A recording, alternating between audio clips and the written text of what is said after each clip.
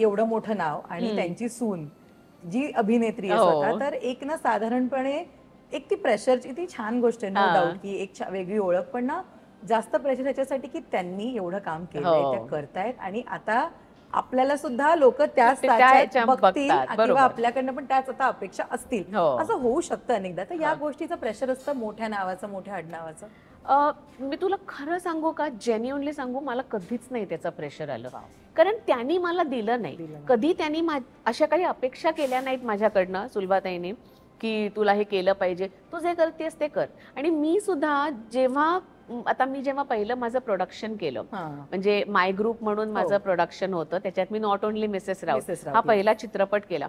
मी कुठेही माझं असं नाही नाव वापरलं की मी सुलभाताईंची सून आहे, तर मला तुम्ही हे फेवर करा, किंवा मी सुलभाताई. हां, पण एक गोष्ट मात्र नक्की आहे, तुम्हाला लोकांचा तुमच्याकडे बघण्याचा दृष्टिकोन बदलतो. म्हणजे कधीच, म्हणजे बरेच जण म्हणायचे की अरे हे क्षेत्र असं आहे, म्हणजे आम्हाला ना असा अनुभव आला, आम्हाला तसा अनुभव आला. म्हटलं मला कधीच नाही आला. कारण मी जेव्हा लहान होते, मे बी 20 वर्षाची 25 वर्षांची, माझं काहीच नव्हतं ग. मी स्वतःला प्रूव्हच नव्हतं केलं अजून, पण लोकांचा दृष्टिकोन का माझ्याकडे बघण्याचा वेगळा होता, मी सुलभाताईंची सून आहे. सो ते त्या बाबतीमध्ये मला खूप मदत झाली. पण सुलभाताईंनी पण कधी असं नाही कोणाला सांगितलं की माझी सून आहे, हिला काम द्या, रिकमेंडेशन कधीच नाही. ती म्हणाली की तू जे काय करते स्वतःच्या मेहनतीवर कर, स्वतःच्या हिमतीवर कर, मग बघ मी कधी तुला रेकमेंड नाही करणार. मला विचारलं कोणी की ही कशी ऍक्ट्रेस, मी छान सांगेन की छान आहे, पण मी स्वतःहून तुला कधीच कुठे रेकमेंड नाही करणार. मस्त ना. आणि इथून सुरुवात खरं तर घरातनच झाली पाहिजे, म्हणजे बाहेर कोणाला बोलायला स्कोप नसतो है ना. आणि माझी आई मला म्हणायची की बघ तुला तर एवढ्या चांगल्या गुरु मिळाल्या आहेत घरीच. म्हणजे पहिले गुरु तर नो डाऊट माझे आई बाबा, कारण त्यांनी नसतं सपोर्ट केलं तर मी इथपर्यंत पोहोचूच नसते शकले. पण त्याच्यानंतरही एक आईच्या स्वरूपात आपण म्हणतो की अरे कितीतरी असं वाटतं ना की सासू ही आई होऊ शकत नाही असं, पण मी तिच्याकडे कधी ना असं आई म्हणून असं बघितलंच नाही. अपेक्षा, कारण ती आपण अपेक्षा करतो की मी माझ्या आईशी जसं वागते तसंच मी हिच्याशी वागेन. सुलभाताईंनी पण ना कुठल्याही एक्सपेक्टेशन्स माझ्याकडनं ठेवल्या नाहीत सुरुवातीपासून, की तू सुनेसारखं वागलं पाहिजेस, किंवा तू ना माझी सून आहेस, तू हे कर, तू जेवण शिकलं पाहिजेस, आता तू घरची कामं कर वगैरे. हे एक्सपेक्टेशन्स कधी नाही ठेवल्या त्यांनी माझ्याकडनं. सो मला असं वाटतं की मला खूप सोपं झालं ते आयुष्यामध्ये. तुझं कोणतं काम आवडलं त्यांना जास्त? पाहिलं त्यांनी कोणतं?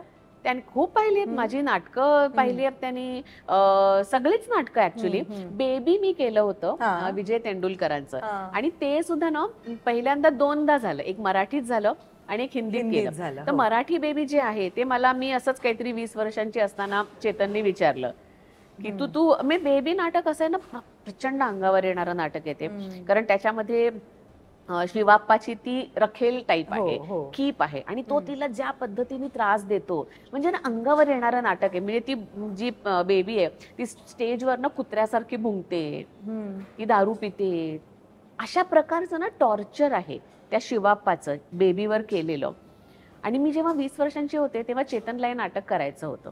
मी आविष्कारमध्ये होते, आणि मी आविष्कारमध्ये ना नुसती जाऊन बसायची आणि सगळं असं काय गप्पा होत आहेत सगळ्यांच्या नुसतं ऐकत बसायची. तेव्हा माझं लग्न नव्हतं झालं, तर कोणीच हो म्हणत नव्हतं. का? कारण स्टेजवर या सगळ्या गोष्टी करायच्या होत्या. तर चेतननी मला विचारलं, त्यांनी माझ्याकडे बघितलं, काय बाई तुम्ही करणार का नाटक? म्हटलं मी उडाले. म्हटलं बेबी सारखं नाटक तर तुम्हाला की करशील? एक दिग्दर्शक म्हणून माझ्यावर विश्वास आहे? म्हटलं हो आहे. मग तुम्हाला तू बेबी करायचंस. आणि मी बेबी केलं ते. आणि विजय तेंडुलकर आले होते तो प्रयोग बघायला, सुलभाताई आल्या होत्या, सगळेच होते, कारण त्या फेस्टिवलमध्येच आम्ही केलं होतं. आणि म्हणजे मला अजिबात कळली नव्हती बेबी, मला कळलीच नव्हती ती, कारण त्या बेबीनी आयुष्यामध्ये जे काही सोसलंय ते मला काहीच माहित नव्हतं. पण मी असा विचार केला की नाही, त्या दिग्दर्शकाने माझ्यावर विश्वास टाकलाय तर मी हे काम चोख करणार. आणि ते नाटक तेंडुलकर काकांना, सुलभाताईंना खूप आवडलं, कारण अशा वयात मी केलं होतं ते, जेव्हा मला आयुष्याचा अनुभवच नव्हता, काहीच माहिती नव्हतं की काय आहे. आणि मग तेच नाटक ना आम्ही 7-8 वर्षानंतर परत केलं, जेव्हा मला मुलगा झाला होता, माझं लग्न झालं होतं. सो एक मॅच्युरिटी येते तुम्हाला आयुष्यामध्ये, खूप काही 7-8 वर्षात नाही म्हटलं तरी तुम्ही काही गोष्टींचा अनुभव आलेला असतो तुम्हाला. आणि तेव्हा मी जी बेबी केली ती मला वाटतं बाप रे, ही बेबी अशी आहे, म्हणजे त्यावेळेला मी काय केलं होतं, मी काहीच नव्हतं केलं. सो तो जो अनुभव मला मिळाला ना, तेंडुलकरांची नाटकं करायला मिळणं, मला असं वाटतं इन इटसेल्फ ना ते एक इन्स्टिट्यूट आहे त्यांचं नाटक. कुठलंही नाटक तू कर, एक तरी मला असं वाटतं कलाकारांनी विजय तेंडुलकरांचं नाटक करावंच आयुष्यात.